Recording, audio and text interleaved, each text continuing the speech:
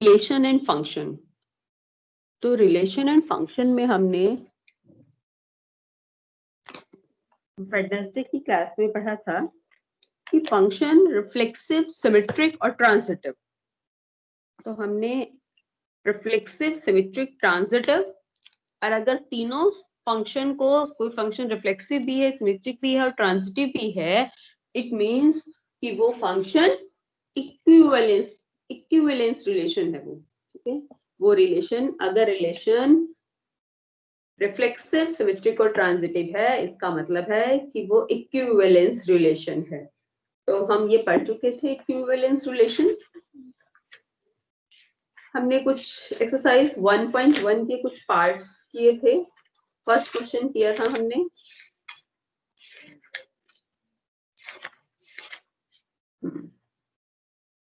तो फर्स्ट के बाकी पार्ट कर लेंगे, सेम है बिल्कुल। क्वेश्चन नंबर सेकंड देखिए। क्वेश्चन नंबर सेकंड है, show that the relation R in the set R of the real numbers defined as. Relation कैसे डिफाइंड है क्वेश्चन नंबर सेकंड में? Exercise 1.1 question number second, that is relation किस तरह से defined है? Relation R में वो ए कॉमा बी टाइप के ऑर्डर्ड पेयर्स हैं, ए कॉमा बी टाइप की ऑर्डर्ड पेयर्स हैं, such that A is less than equal to b square. आपको बताना है कि ये फंक्शन ना तो रिफ्लेक्सिव है, ना ही सिमेट्रिक है, ना ही ट्रांजिटिव है। बेटा 2-3 क्वेश्चंस ऐसे हैं जिसमें आपको ना थोड़ा सा सोचना पड़ेगा, जैसे कि ये है, एक और भी है, लेकिन आप 1-2 बार इन क्वेश्चंस से सोचोगे तो एक तरह से आपको याद ही हो जाएगा। ये रिफ्लेक्सिव नहीं है, सिमेट्रिक नहीं है, ट्रांजिटिव नहीं है। आपको इसके लिए एग्जाम्पल देना है, कि एग्जाम्पल देना भी सफिशिएंट है अगर फॉलो नहीं कर रहा है। ठीक है, तो एक एग्जाम्पल दीजिए कि ये फंक्शन रिफ्लेक्सिव नहीं है।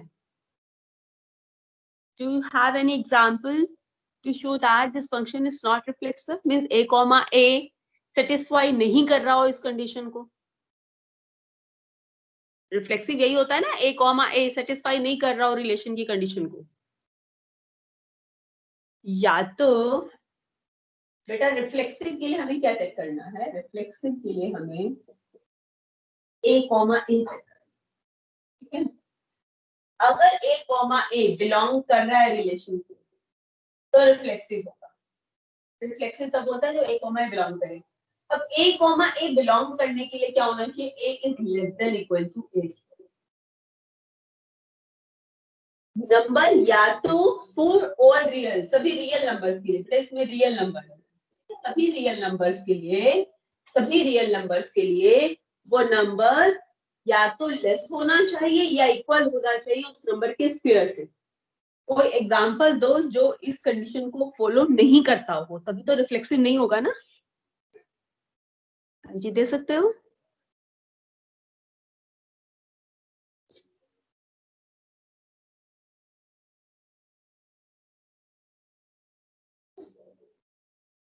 हाँ जी, नहीं दे सकते।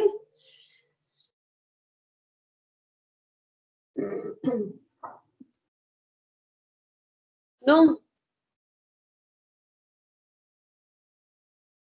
अगर मैं ए को ले लूं 1/2, 1/2 ले लूं या 1/3 ले लूं, 1/4 ले लूं, तो क्या 1/2 लेस है 1/2 स्क्वायर से? 1/4 ज्यादा छोटा है ना, is not less than 1/2 square. ठीक है, ये 1/4 ज्यादा छोटा हो गया है ना, तो 1/2 is not less than 1/2 square.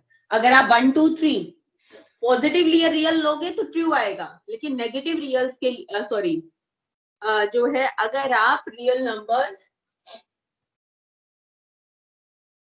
अगर आप इंटीजर्स लेते हैं तो ये ट्रू होगा 0, 1, 2, लेकिन अगर आप 1/2, 1/3 ले लेते हैं तो ये क्या होगा? फॉल्स, क्योंकि 1/2 का स्क्वायर क्या हो जाएगा? 1/4। 1/3 का स्क्वायर क्या हो जाएगा? 1/9। 1/4 का 1/16। तो ये एग्जाम्पल है जो कि प्रूव कर रहा है कि ये रिफ्लेक्सिव नहीं है। सिमेट्रिक के लिए एग्जाम्पल दो।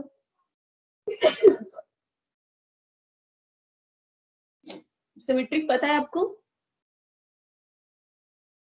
अगर a कॉमा बी आर से है कि अगर a less than equal to है बी स्क्वायर, तो b कॉमा ए भी हो आर से।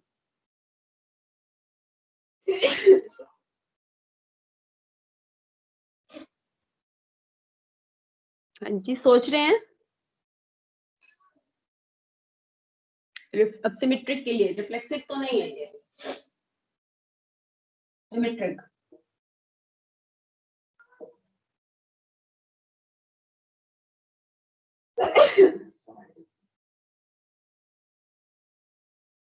नो लेट क्यों कॉमा सी बिलोंग कर रहा है ऐसे? Because a is less than equal to 2 is less than 6 square, है ना? 2 comma 6 belongs to R because 2 is less than 6 square, but 6 comma 2 does not belongs to R, so 6 is not less than 2 square. 6 तो less नहीं है ना 4 से, तो अगर a comma b R से है तो b कॉमा a R से नहीं है, ठीक है? तो इसलिए रिफ्लेक्सिव तो है लेकिन ये सिमेट्रिक नहीं है। अब ट्रांजिटिव, ट्रांजिटिव के लिए, ट्रांजिटिव के लिए सोचेंगे आप?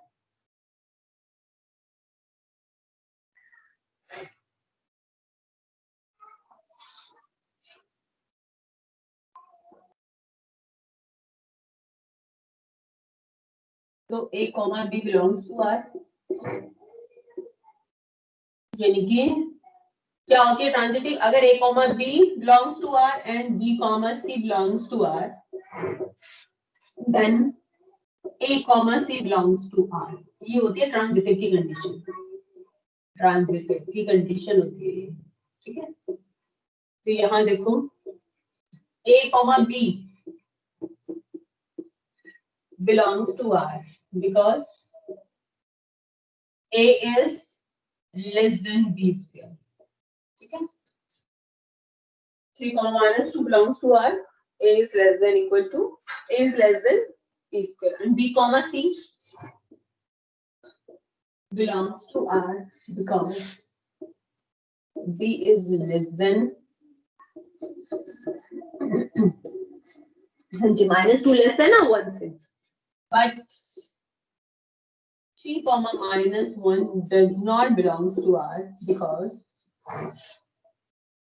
3 is not less than minus 1 square. 3 तो लेस नहीं है ना 1 से, 3 तो ग्रेटर है, तो a comma b belongs to R, b comma c belongs to R, but a comma c does not belongs to R, ठीक है? तो रिफ्लेक्सिव, सिमेट्रिक, ट्रांजिटिव तीनों ही प्रॉपर्टीज होल्ड करेंगे। इंपॉर्टेंट क्वेश्चन है बेटा यही कि ये एग्जांपल्स थोड़ा सा माइंड में सेट हो जाने चाहिए कि यहाँ पर 1/2 कुछ ले, यहाँ पर तो कुछ भी ले सकते हैं 3 into 6 3 comma, इसके लिए थोड़ा सा याद रखना पड़ेगा एग्जांपल। ऐसा नहीं है कि एक एग्जांपल है, बहुत एग्जांपल्स हैं ऐसे कि a कॉमा b और b कॉमा c अगर है तो a कॉमा c बिलोंग करना चाहिए। ऐसे 2-3 ही क्वेश्चंस है जिसमें आपको थोड़ा सा एग्जांपल याद करने वाली बात है। आई थिंक 2 क्वेश्चंस हैं ऐसे, एक क्वेश्चन नंबर 5th है और एक क्वेश्चन नंबर ये 2nd है, जिसमें थोड़ा सा एग्जांपल याद करने वाली बात हो जाती है। तो ये था क्वेश्चन नंबर 2nd। इसके बाद 5th कुछ जैसा ही है तो मैं 5th पहले करवा देती हूँ। क्वेश्चन नंबर 5th है, check whether the relation R, relation है वही a कॉमा b लेकिन a is less than equal to b cube, यहाँ b स्क्वायर है वहां पर क्यूब है, बस इतना ही डिफरेंस है। a is less than equal to b square ना होकर क्यूब है यहाँ पर, ठीक है?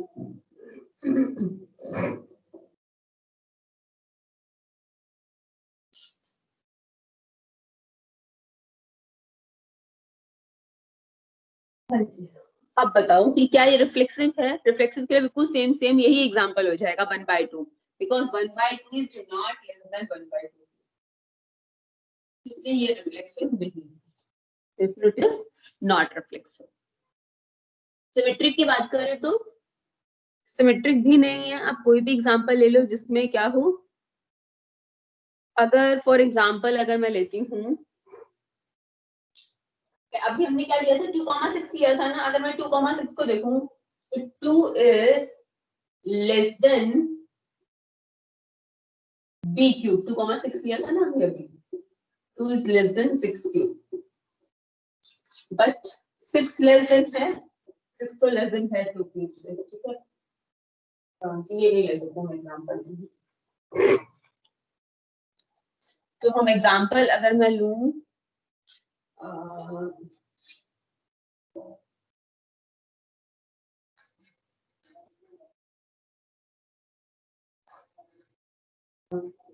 b a is less than b cube, then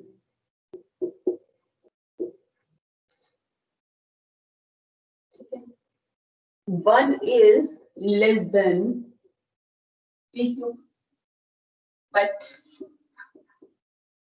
अगर मैं 1 ही ले लेती तो 3 is not less than, but 3 is not less than 1 cube, ठीक है। 3 लेस नहीं है ना 1 से, तो 1,3 तो बिलोंग कर रहा है रिलेशन से, but 3,1 does not belong to, तो रिफ्लेक्सिव है लेकिन सिमेट्रिक नहीं है। ट्रांसिटिव, ट्रांसिटिव की बात करें तो ये नहीं, ये वाला एग्जांपल नहीं चल पाएगा। तो अगर मैं ले लूं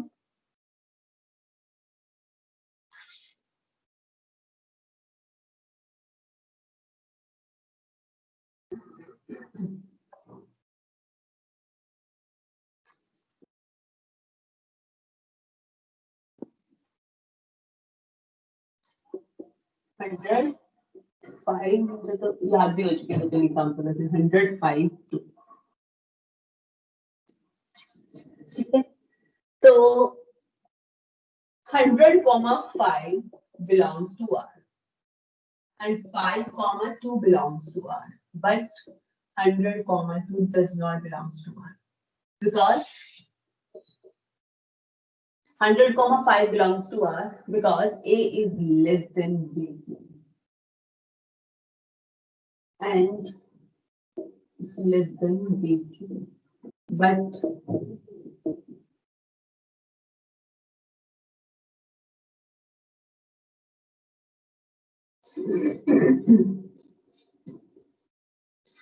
100 is A, B, B, C, तो A, C लें तो 100 is not less than 2, तो 100 तो ग्रेटर हो गया ना, तो ये क्या है, नॉट ट्रांसिटिव।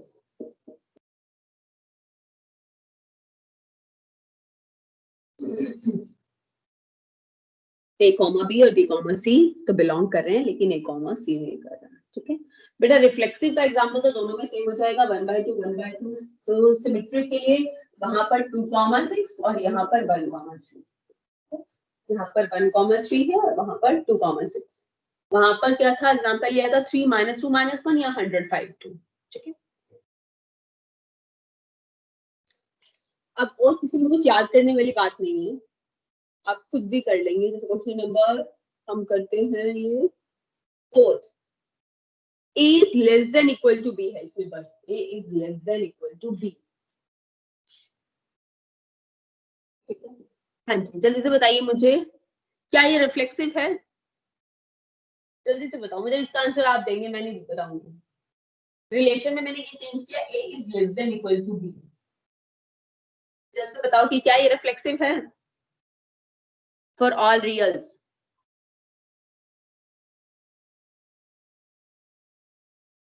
जल्दी से बताइए।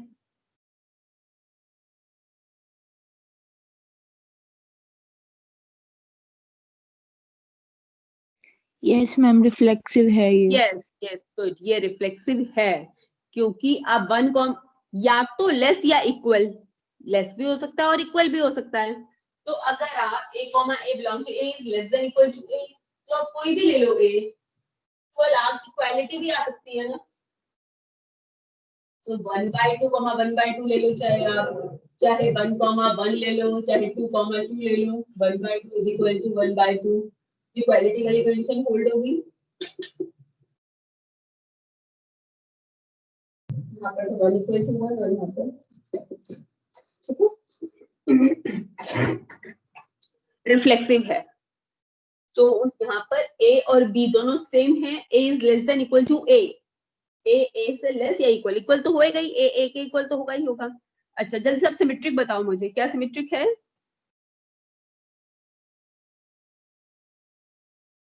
जल्दी से बताएं।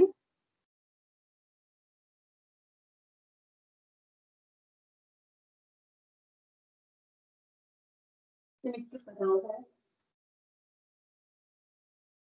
नो मैम सिमेट्रिक नहीं होगा। नहीं होगा, एग्जाम्पल दो कोई। गुड, सही है, सिमेट्रिक नहीं होगा ये, कोई एग्जाम्पल दे दो मुझे। 1,2 a is equals to 1 b is equals to 2। Good. अगर आप 1,1 लोगे तब तो हो जाएगा, क्योंकि ए कोमा बी कोमा सेम रहेगा, लेकिन आपको अब ऐसा एग्जांपल लेना है कि अगर कोई एक भी ऐसा एग्जांपल है जो प्रूव करे कि वो सिमेट्रिक नहीं है, तो आपको यही दिखाना है कि सिमेट्रिक नहीं है। तो अगर मैं 1,2 ले लूं तो belongs to R, because a is less than equal to b, ठीक है।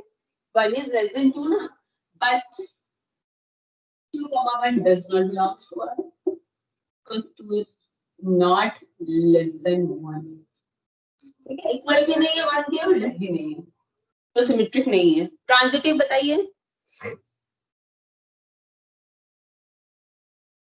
ट्रांजिटिव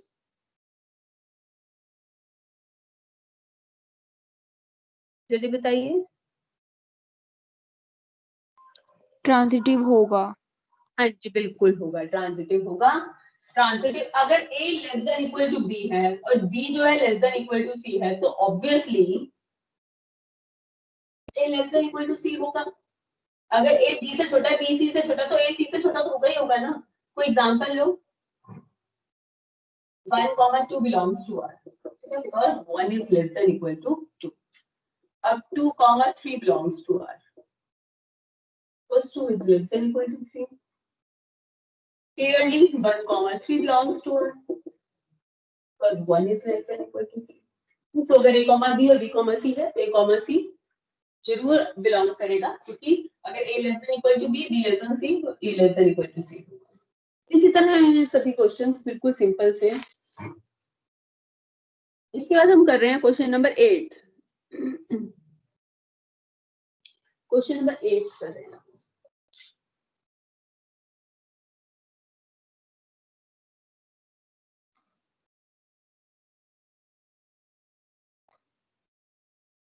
Question number 8 है, show that the relation R in the set A. In the set A.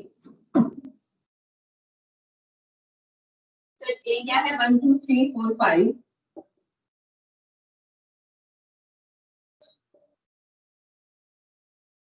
Given by relation में क्वेश्चन नंबर 8 है, set A है 1 2 3 4 5, relation में वो A, B type के ordered pairs हैं, such that modulus of A minus B is even.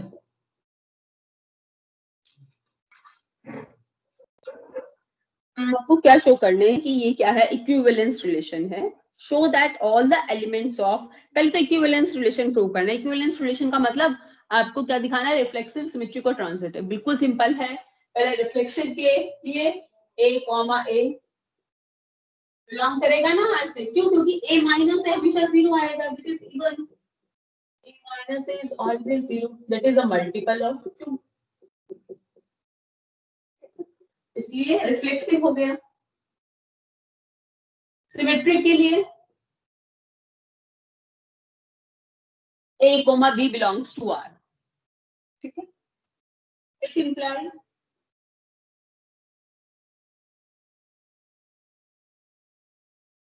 अगर a comma b belong कर रहा है तो इसका मतलब ये तो है। अगर a comma b रिलेशन से है तो हमें चेक करना है कि क्या b comma a रिलेशन से होगा।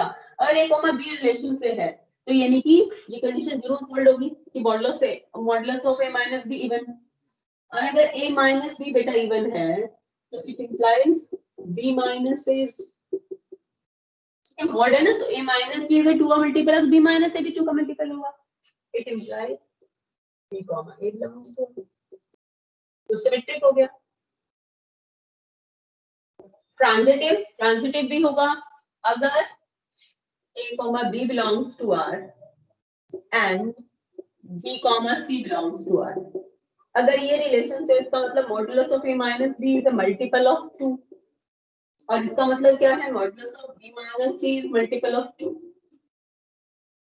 ठीक है. अगर अब आपको a कॉमा c चेक करना है बेटा, अगर modulus of a minus b और modulus of b minus c 2 का मल्टीपल है तो a माइनस b और b माइनस c का एडिशन भी 2 का मल्टीपल होगा. अगर a माइनस b और b माइनस c अगर 2 का मल्टीपल है तो इनका एडिशन भी क्या होगा, 2 का मल्टीपल होगा.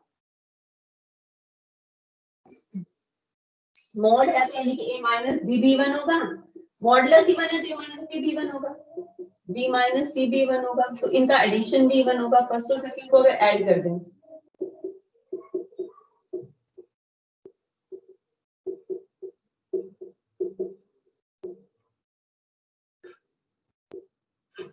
a माइनस c भी 2 का मल्टीपल आ गया, तो मॉडुलस भी 2 का मल्टीपल होगा, यानी कि कॉमन सी बिलोंग्स टू है. बिल्कुल ट्रांजिटिव. ये क्वेश्चन कई बार पूछा गया बेटा. ठीक है, ये क्वेश्चन कई बार पूछा गया है. तो आपने क्या किया, a माइनस है तो 0 और a कॉमा b कर रहा है तो b कॉमा a भी करेगा, और a कॉमा b कर रहा है तो modulus of a minus b 2 का मल्टीपल, तो a माइनस b भी 2 का मल्टीपल, b माइनस c भी 2 का मल्टीपल, इनको ऐड कर दो तो a कॉमा c भी 2 का मल्टीपल आ गया.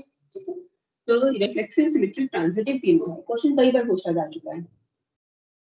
इसके साथ साथ इसी में ही और आगे है, क्या बोला गया है, आगे क्वेश्चन में पूरा पढ़ती हूँ.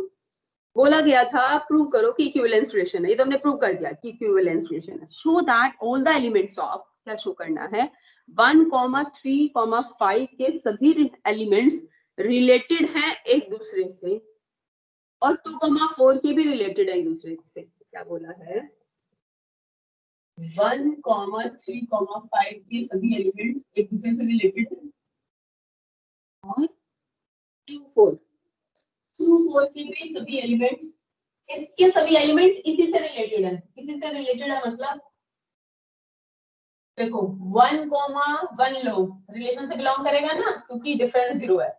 1,3 ले लो, क्यों रिलेटेड है, 1,1 भी रिलेशन में है, 1,3 भी रिलेशन में है क्योंकि डिफरेंस इवन आ गया ना.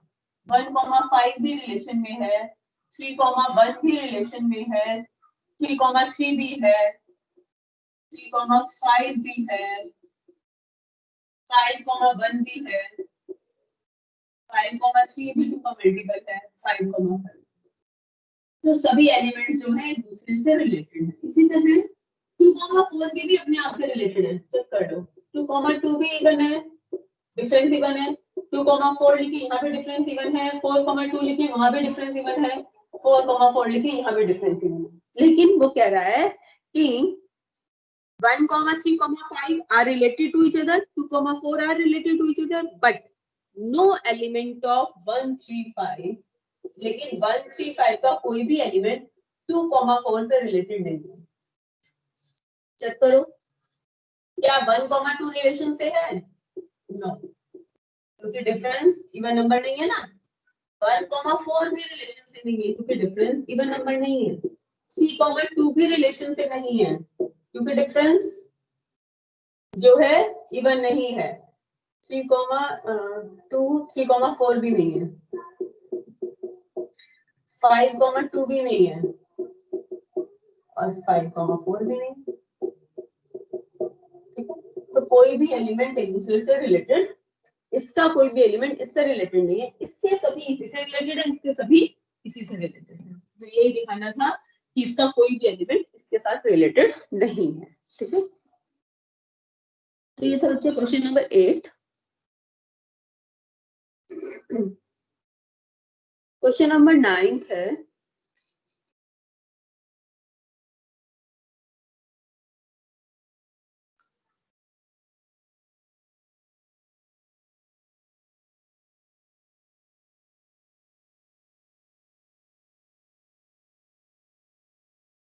So that the relation R in a set A,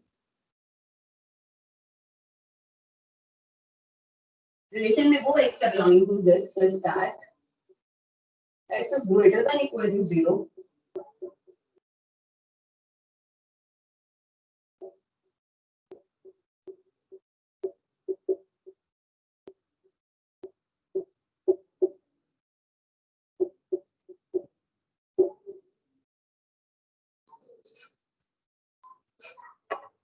ठीक है, अब बोला है show that the relation R in the set this one given by, जो रिलेशन आर है इस सेट में given by this one, relation में वो a, b टाइप के ऑर्डर पेयर्स हैं कि उनका डिफरेंस जो है मल्टीपल ऑफ 4 होना चाहिए। बताने की इक्विवेलेंस रिलेशन है। फर्स्ट रिलेशन ये है, एक और भी रिलेशन है a, b such that a equal to b। एक रिलेशन ये है, दूसरा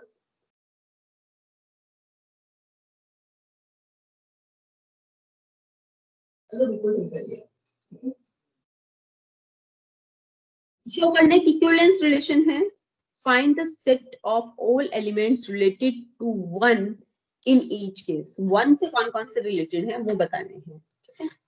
यानी कि वन का किस किस के साथ जो है डिफरेंस करने पर 4 का मल्टीपल आता है। वन किस किस से रिलेटेड है, इसका मतलब है ये भी बताना है कि वन किस किस से रिलेटेड है, यानी कि वन का किस किस के साथ, अगर मैं ए को 1 ले लूं तो ऐसे बी कौन कौन से हैं कि डिफरेंस लेने पर 4 का मल्टीपल है, कि 1 का किस किस के साथ रिलेशन है, यानी कि 1 को 1 यहाँ ले लूं तो बी क्या क्या आ सकता है, बी की वैल्यू जो जो आ सकती है कि डिफरेंस मल्टीपल, और बी की वो वैल्यूज लेने पर ए का पता चल जाएगा कि 1 का रिलेशन किस किस के साथ है। बी की वो वैल्यूज जो कि 1 माइनस बी को क्या बना दे, मल्टीपल ऑफ 4 बना दे, तो बी की वो वैल्यूज क्या होंगी, 1 से क्या होंगी, रिलेटेड होंगी। हाँ जी, पहले तो मुझे बताओ कि क्या ये रिफ्लेक्सिव है। बिल्कुल सिंपल सी बात है।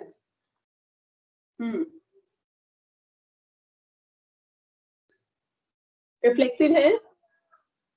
सेट में जीरो क्या है, ग्रेटर देन इक्वल टू 0 से लेकर 12 तक है एलिमेंट्स बस। ठीक है, मुझे बताओ जल्दी से, रिफ्लेक्सिव है, बिल्कुल सिंपल सी बात है।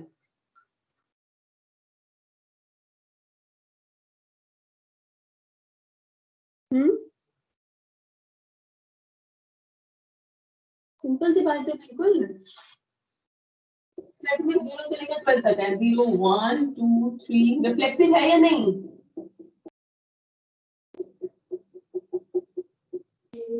यस मैम, है रिफ्लेक्सिव है, बिल्कुल सिंपल सी बात है, रिफ्लेक्सिव है। मैं भी फर्स्ट पार्ट कर रही हूँ, it is reflexive. Why it is reflexive? क्योंकि अगर मैं a कॉमा a लूं तो चाहे 0 माइनस 0 भी 4 का मल्टीपल है, 1 माइनस 1 भी 4 का मल्टीपल है, 2 माइनस 2 भी, ठीक है। अगर a comma a belongs to R, because a minus a modulus equal to 0 is equal to multiple of 4, तो रिफ्लेक्सिव है। सिमेट्रिक, सिमेट्रिक भी बिल्कुल सिंपल है। अगर a कॉमा b R से है, इसका मतलब क्या है, modulus of a minus b is multiple of 4, तो a माइनस b है तो b माइनस a भी 4 का मल्टीपल है। तो यानी कि क्या, अगर b comma a belongs to R। इसी तरह ट्रांजिटिव भी होगा, अगर a कॉमा b R से है, ठीक है, and b comma c belongs to R। a comma b R से होने का मतलब modulus of a minus b is a multiple of 4, इसका मतलब modulus of b minus c is a multiple of 4। a minus b का mod है तो a minus b भी 4 का मल्टीपल होगा, ये भी 4 का मल्टीपल, बिल्कुल सेम, ऐड कर दो, ऐड कर दो। तो रिफ्लेक्सिव, सिमेट्रिक, ट्रांजिटिव तीनों प्रॉपर्टीज जो है सेटिस्फाई कर रहे हैं। तो a माइनस सी है तो लिख देना modulus of a minus c भी 4 का मल्टीपल होगा, और अगर modulus of a minus c 4 का मल्टीपल है तो यानी कि a comma c belongs to R। अब क्या बताना है, set of elements which are related to 1, वो सेट ऑफ एलिमेंट्स बताना है दैट इज रिलेटेड टू 1, यानी कि b की वो वैल्यूज बतानी है कि क्या हो, रिलेटेड हो। a और b में से कोई एक नंबर 1 ले लो, और तो मुझे जल्दी से बताओ, रिलेटेड टू 1 बताना है, इसका मतलब क्या है,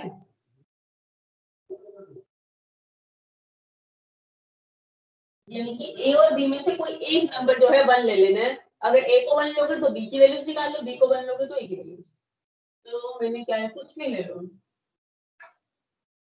जो है a, 1 such that a minus 1 is multiple of, a की जगह क्या क्या पुट कर सकते हैं, तो वो सेट आ जाएगा जो आपको निकालना है कि 4 का मल्टीपल बने। 0 माइनस 1 नहीं है 4 का मल्टीपल, 1 माइनस 1 तो 4 का मल्टीपल है, तो 1 माइनस 1 4 का मल्टीपल हो जाएगा तो 1 आ गया। 2 माइनस 1 4 का मल्टीपल नहीं है, नहीं आएगा। 3 माइनस 1 4 का मल्टीपल नहीं है, नहीं आएगा।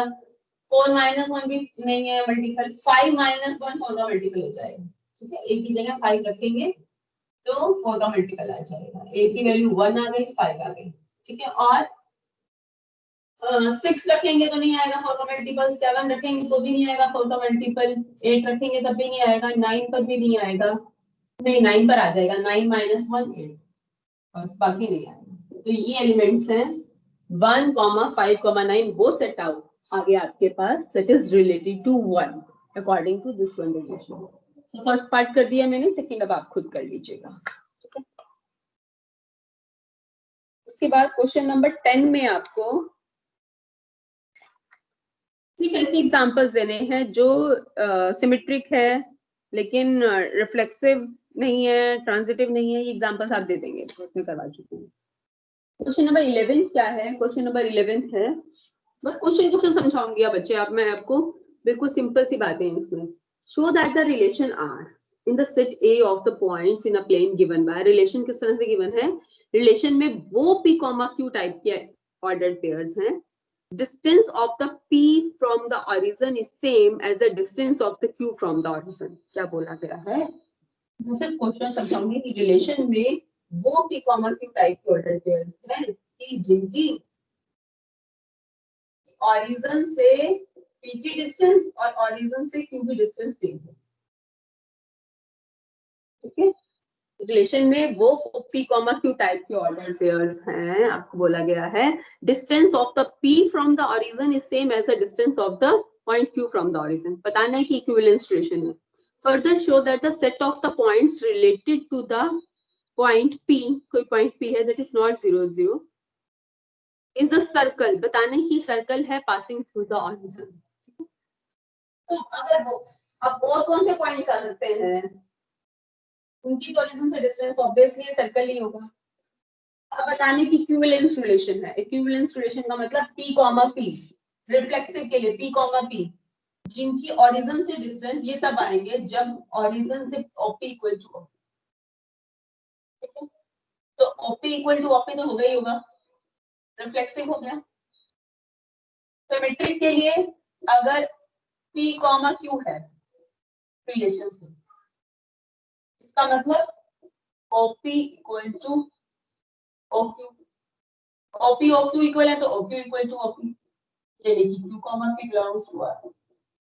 अब अगर P, Q R से है एंड Q, R भी स्क्वायर नहीं लेते रिलेशन, S भी R से है, यानी कि इसका मतलब क्या है, OP इक्वल टू OQ, ये अगर रिलेशन से है तो OQ इक्वल टू OS, ठीक है। तो OP और OS भी तो इक्वल होंगे, यानी कि P, S belongs to R।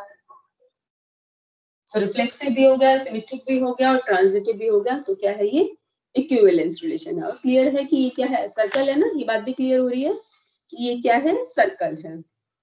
वो सभी पॉइंट्स हैं जिनके ओरिजिन से डिस्टेंस सेम है, ठीक है, यानी कि वो सब पॉइंट्स हैं जिनकी ओरिजिन से डिस्टेंस क्या है, सेम है, तो ये सर्कल है जिसका सेंटर क्या है, ओरिजिन। बस P.00 नहीं है, क्योंकि 00 क्यों नहीं, 00 तो सेंटर है उसका। नेक्स्ट क्वेश्चन नंबर 12 भी बिल्कुल सिंपल है, आप कर लेंगे। रिलेशन में वो T1, T2 टाइप की ट्रायंगल्स हैं कि T1 is similar to T2, वो T1, T2 ट्रायंगल्स हैं such that T1 is similar to T2। तो बच्चे रिफ्लेक्सिव होगा क्योंकि T1, T1 तो A, A तो सेम ही है तो सिमिलर होंगी, और अगर T1, T2 सिमिलर है तो T2, T1 भी सिमिलर होंगी, तो T1 T2 है तो T2 T1 भी होगा। अगर T1 T2 रिलेशन से है इसका मतलब T1 is similar to T2 और T2 T3 रिलेशन से है तो इसका मतलब T2 is similar to T3, T1 T2 के similar T2 T3 के, इसका मतलब T1 is also similar to T3, यानी कि T1 T3 belongs to R। इस क्वेश्चन में ये भी बताना है, consider the three right angle triangle T1 T2 T3 दे दी गई है, which triangle among T1, T2 and T3 are related, बताना है कि कौन सी जो है रिलेटेड है, तो बता दोगे आप कौन सी सिमिलर है, उससे बता दोगे। नेक्स्ट क्या है, सेम नंबर ऑफ साइड्स, तो ये भी आप कर लोगे। P1 P2 वो आएंगे रिलेशन में जिनमें सेम नंबर ऑफ साइड होंगे, तो P1 P1 में भी सेम नंबर ऑफ साइड्स होंगी। P1 P2 में सेम है तो P2 P1 में भी सेम होंगी। P1 P2 और P2 P3 में सेम है तो P1 P3 में भी सेम नंबर ऑफ साइड्स होंगी, सिंपल सी बात है। नेक्स्ट है वो L1 L2 आएंगे, L1 parallel to L2, L1 parallel to L2, तो L1 L1 के तो पैरेलल होगा ही होगा, रिफ्लेक्सिव हो गया। L1 L2 के पैरेलल है तो L2 L1 के पैरेलल, सिमेट्रिक हो गया। अगर L1 L2 पैरेलल है और L2 L3 पैरेलल है तो L1 L3 पैरेलल हो गए, ठीक है, तो ट्रांजिटिव भी हो गया। परपेंडिकुलर कहता तब ना होता, ठीक है। एक्सरसाइज 1.1 कंप्लीट कर लेंगे अब हम आ जाते हैं एक्सरसाइज 1.2। एक्सरसाइज 1.2 में मेन बात क्या समझ में की है कि 1 और ऑन टू फंक्शन क्या होते हैं। 1 यानी कि इंजेक्टिव, सब बता चुकी हूँ 11th क्लास में, अगर आप भूले नहीं हो तो आप शायद भूल गए। है किसी को याद 1 फंक्शन क्या था? क्या किसी को याद है 1 फंक्शन क्या होता था? बताया तो था मैंने आपको, एनसीईआरटी में नहीं था लेकिन मुझे याद है मैंने आपको बताया था कि 1 फंक्शन क्या होता है। किसी को अगर याद है तो मुझे बताएंगे क्या होता है 1 फंक्शन।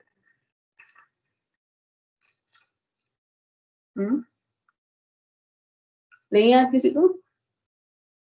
मैम यूनिक डोमेन की यूनिक रेंज होती है, डोमेन की यूनिक रेंज होती है, मतलब यूनिक नहीं, यूनिक तो बेटा फंक्शन की डेफिनेशन के लिए कहते हैं कि every element of the set A has its unique image in B. लेकिन अगर मैं 1 फंक्शन आपको, ठीक है, अभी तक हमने रिलेशन किया, फंक्शन की डेफिनेशन आपको मैंने नहीं बता रही थी, मुझे लगा पर्सन को याद है लेकिन शायद आप कंफ्यूज हो रहे हो। फंक्शन की डेफिनेशन क्या थी? Each and every element of the set A, each and every element of the set A has its unique image in the set B। इसका मतलब क्या, दो बातें बताई थी, ए तो एक के हर एक एलिमेंट की इमेज होनी चाहिए। फर्स्ट बात, function, a relation is said to be a function, a relation is said to be a function। इस रिलेशन को फंक्शन कब कहा जाता था? First one, every element of A has its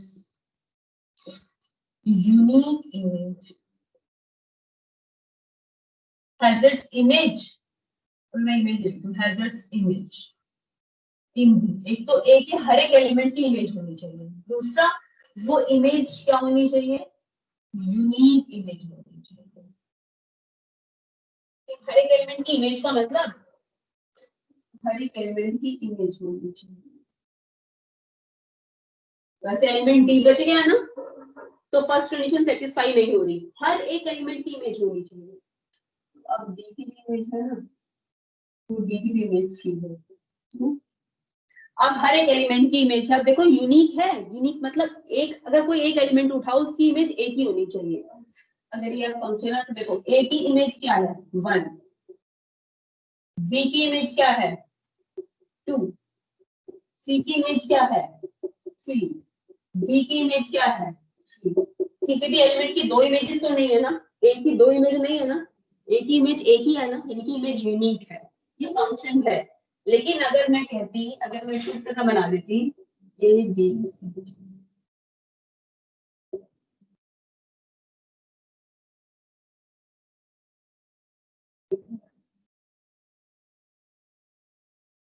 अब देखो ए के कैपिटल ए के हर एक एलिमेंट की इमेज है, कैपिटल ए के हर एक एलिमेंट की इमेज है, लेकिन इमेज यूनिक नहीं है। क्यों नहीं है इमेज यूनिक? क्योंकि ए की इमेज 1 भी है और ए की इमेज 2 भी है। ठीक है, बी की तो एक ही इमेज है, यानी कि not unique image, image unique नहीं है, तो it is not a function. ये फंक्शन नहीं है, ये रिलेशन है। फंक्शन कब होता है? ये दो बातें सेटिस्फाई होनी चाहिए, एक तो ए के हर एक एलिमेंट की इमेज, दूसरा इमेज यूनिक। ठीक है, एक तरह ऐसा ये कह लो कि अगर फर्स्ट एलिमेंट रिपीट हो रहा है, अगर फर्स्ट एलिमेंट रिपीट हो रहा है तो ये दोनों सेम होने चाहिए। अगर ये दोनों अलग हैं तो वो फंक्शन नहीं। अगर फर्स्ट एलिमेंट रिपीट ही नहीं हो रहा, यहाँ चाहे अलग अलग हो, फर्स्ट एलिमेंट रिपीट नहीं हो रहा तो फंक्शन है। ठीक है, ये तो फंक्शन है, इनकी वहां जाकर ये मिल सकती है, लेकिन इस तरह से अलग हो रही है तो फंक्शन नहीं है। वहां जाके मिल रही है तो फंक्शन है, लेकिन वहां जाकर अलग हो रही है तो फंक्शन नहीं है। It is a function but it is not a function. तो फंक्शन में मैंने बताया था, एक तो ए के हर एक एलिमेंट की इमेज होनी चाहिए, दूसरा वो इमेज क्या होनी चाहिए? यूनिक होनी चाहिए। यूनिक का मतलब समझिए, अगर मैं एक एलिमेंट उठाऊं तो उस एक एलिमेंट की एक इमेज होनी चाहिए, उस एलिमेंट की दो इमेज नहीं होनी चाहिए। ठीक है, 2 3 4 5 एलिमेंट की एक इमेज हो सकती है। ठीक है, आइडेंटिटी फंक्शन समझते हो? आइडेंटिटी फंक्शन क्या था? या तो मैंने बताया 11th क्लास में, यानी कि हर एक एलिमेंट की इमेज के है, तो ये फंक्शन है बेटा। ठीक है, यहाँ पर कितने भी एलिमेंट, सबकी इमेज क्या है? के, तो ये आइडेंटिटी फंक्शन है। तो हर एक एलिमेंट की इमेज के हो सकती है, आइडेंटिटी फंक्शन है ये। ठीक है, लेकिन एक एलिमेंट की दो इमेजेस नहीं होनी चाहिए। अगर एक एलिमेंट की दो इमेजेस हैं तब वो फंक्शन नहीं होगा। अगर एक एलिमेंट की दो इमेजेस हैं तब वो फंक्शन नहीं होगा। अभी तक तो फंक्शन ही क्लियर किया, अब 12th क्लास में फंक्शन नहीं है, one one onto function है। लेकिन फंक्शन एक बार आपको बताना जरूरी था, आप शायद भूल गए थे फंक्शन क्या था। अब मुझे बताओ वन वन फंक्शन क्या होता है? फंक्शन क्लियर हो गया आपको कि फंक्शन जो है क्या होता है। अब मुझे वन वन फंक्शन बताओ। ये भी 11th क्लास में एनसीईआरटी में नहीं था, लेकिन मैंने आपको बताया था वन वन फंक्शन क्या होता है। वन वन फंक्शन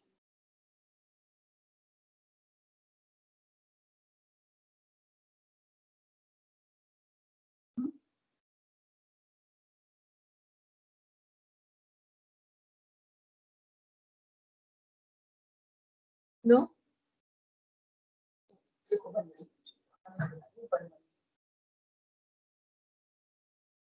वन भी बोलते हैं और इंजेक्टिव भी। इसी पर बेस्ड है सेकंड एक्सरसाइज की वन वन फंक्शन और ऑन टू फंक्शन शो करना है आपको। वन वन फंक्शन क्या होता है? वन वन फंक्शन होता है कि एक एलिमेंट की एक ही इमेज होनी चाहिए।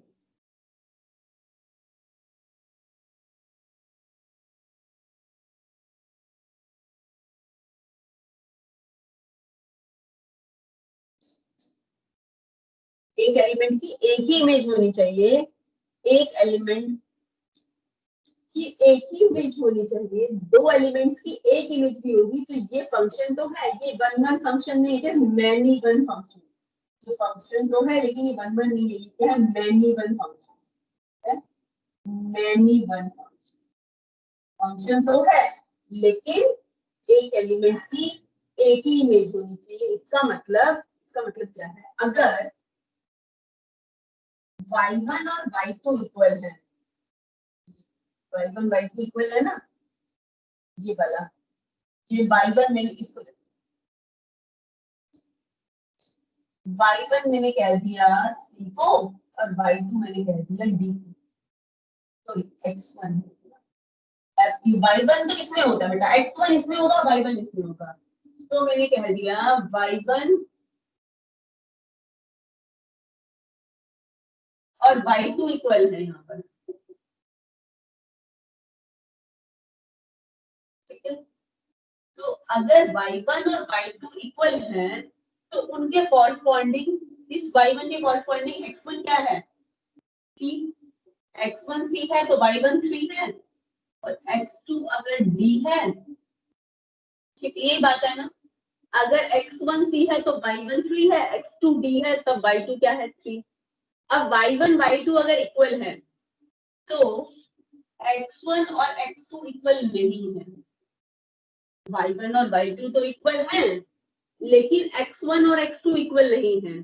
अगर y1 और y2 इक्वल हो, x1 और x2 इक्वल नहीं हो, तो वो मैनी वन फंक्शन है। लेकिन अगर y1 और y2 इक्वल हो और आप ये शो कर पाए, and if you show that y1 और y2 को इक्वल लेकर अगर आप ये शो कर देते हो कि x1 और x2 भी इक्वल है, अगर y1 और y2 को इक्वल लेने पर x1 और x2 इक्वल नहीं आ रहे, तब तो वो क्या है, मैनी वन। लेकिन y1 और y2 को इक्वल लेने पर आप ये शो कर देते हो कि x1 और x2 क्या है, इक्वल है, देन इट मींस ये फंक्शन क्या है, देन इट मींस ये फंक्शन अगर y1 और y2 को इक्वल लेने पर आप ये दिखा दो कि x1 और x2 भी इक्वल हैं, तो यानी कि वो कौन सा फंक्शन है, वन या मैनी वन? 1 1 तो यानी कि वो फंक्शन क्या है, वन। तो मैं हर क्वेश्चन में 1 1 इसी तरह प्रूव करूंगी। मैं अज्यूम कर लूंगी let y1 equal to y2, y1 equal to y2 लेने पर अगर मैं ये शो कर पाऊं कि x1 और x2 भी इक्वल हैं, देन द फंक्शन इज 1 1। लेकिन अगर मैं ये शो नहीं कर पाऊं, अगर मैं ये शो कर दूं कि x1 is not equal to x2, then the function is many one. ये बात सबको क्लियर है? मैं कैसे प्रूव करूंगी 1 1? मैं क्या करूंगी, y1 और y2 को इक्वल लूंगी। देखो दोनों ही केसेस में y1 और y2 तो इक्वल हैं। अगर y1 और y2 को इक्वल लेने पर अगर x1 और x2 इक्वल नहीं आते, तो मैं कहूंगी मैनी वन, और अगर इक्वल आ जाते हैं तो मैं क्या कहूंगी, 1 1। 1 1 फंक्शन या इंजेक्टिव फंक्शन एक ही बात है, ठीक है। तो आई थिंक 1 1 फंक्शन आपको क्लियर हो गया होगा। क्या होता है 1 1 फंक्शन की एक element there is a 1 1 correspondence from x to y, ठीक है।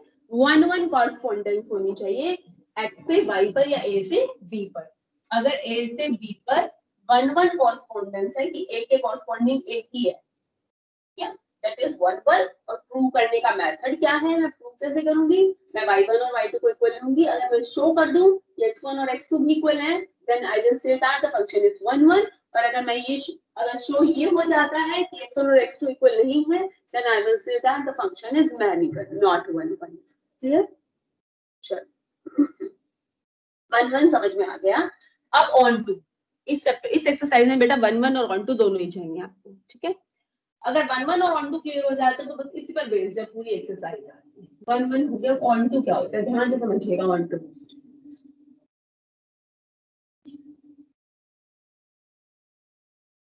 टू फंक्शन क्या होता है, अ function is said to be onto if every element of the set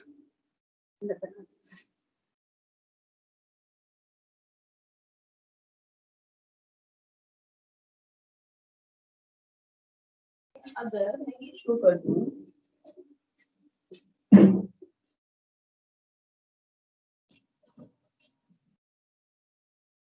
अगर कैपिटल Y के हर एक एलिमेंट की प्री इमेज हो, क्या होगा, फंक्शन ऑन टू कब होगा, अगर कैपिटल Y के हर एक एलिमेंट की क्या हो, प्री इमेज हो, किसमें, सेट X में, then the function will be a onto function.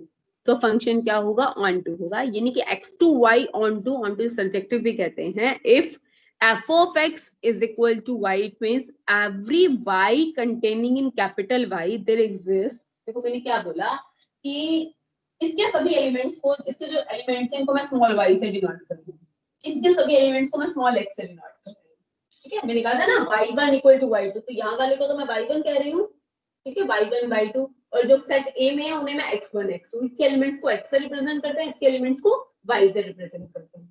तो मैं क्या कह रही हूँ, a function is said to be onto function if for every